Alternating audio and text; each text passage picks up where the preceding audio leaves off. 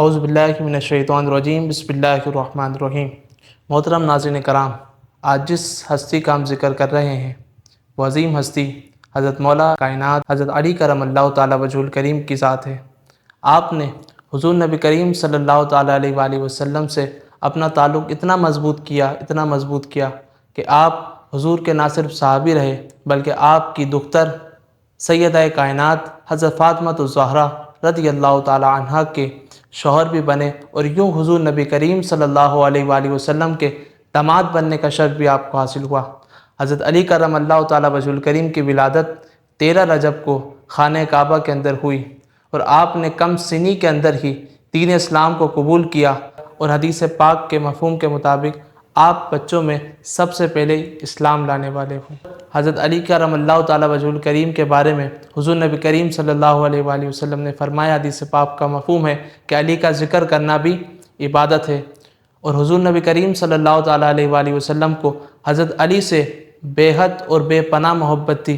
حضور نبی کریم صلی اللہ علیہ وآلہ وسلم نے فرمایا کہ جس نے علی کو دوست رکھا اس نے مجھے دوست رکھا، اور جس نے مجھے دوست رکھا اس نے اللہ کو دوست رکھا، اور جس نے علی سے بغض کیا اس نے مجھ سے بغض کیا، اور جس نے مجھ سے بغض کیا اس نے اللہ سے بغض رکھا۔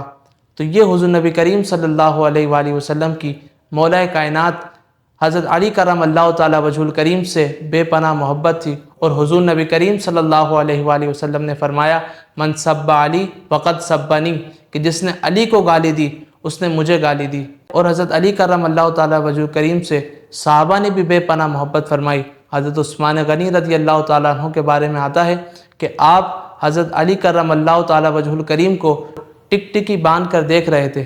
حضرت علی نے دریافت کیا کہ عثمان تم مجھے اس طرح سے کیوں دیکھ رہے ہو؟ تو حضرت عثمان غنی رضی اللہ تعالیٰ عنہ نے فرمایا کہ میں نے رسول اللہ صلی اللہ علیہ وآلہ وسلم کو یہ فرماتے ہوئے سنا کہ علی کو دیکھنا عبادت ہے۔ اور یہی نہیں، ام المؤمنین سیدتنا عائشہ صدیقہ رضی اللہ تعالیٰ عنہ روایت کرتی ہیں، وہ اپنے بابا جناب ابو بکر صدیق رضی اللہ تعالیٰ عنہ سے دریافت کرتی ہیں، بابا میں نے آپ کو دیکھا کہ جب آپ حضرت علی کو دیکھتے ہیں تو ایک سار ان کو دیکھتے رہتے ہیں، اس کی کیا وجہ ہے؟ تو حضرت ابو بکر صدیق فرماتے ہیں کہ میں نے نبی کریم صلی اللہ علیہ وآلہ وسلم کو یہ فرماتے ہوئے سنا کہ علی کو دیکھنا بھی عبادت ہے۔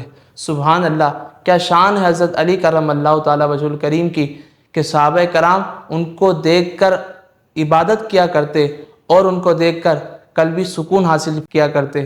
اور حضرت علی کرم اللہ تعالیٰ وجہ الکریم ایک جانثار اور حضور سے بڑی عشق و محبت کرنے والے صحابی تھے۔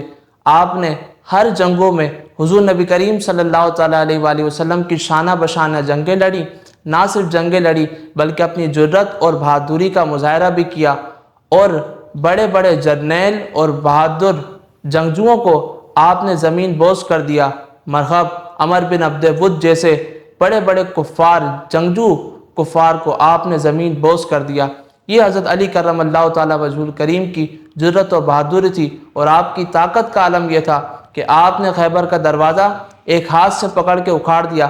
بعد میں صحابہ کرام روایت فرماتے ہیں کہ 100 صحابہ بھی مل کر اس دروازے کو ہلا نہ سکے جس کو حضرت علی کرم اللہ تعالیٰ وجہ الکریم نے ایک ہاتھ سے اکھاڑ دیا تھا۔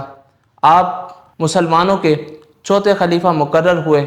آپ کی دور خلافت میں بڑی مصائب اور آلام درپیش آئے۔ لوگوں نے آپ سے کہا کہ دیگر جو خلیفہ گزرے ان میں تو اتنی جنگیں نہیں ہوئی، اتنی خانہ جنگیں نہیں ہوئی، لیکن آپ کے دور میں کیوں ہوئی؟ تو حضرت علی کرم اللہ تعالیٰ وجہ الکریم فرماتے ہیں کہ ان کے دور میں مشیر میں تھا اور میرے دور میں مشیر تم لوگ ہو۔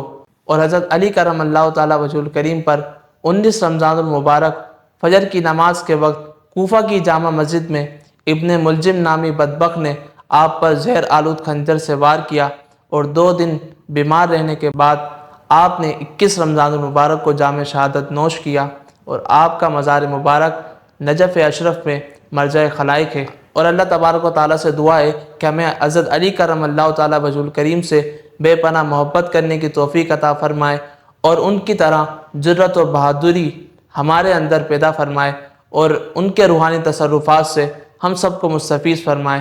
آمین۔ جزاک اللہ۔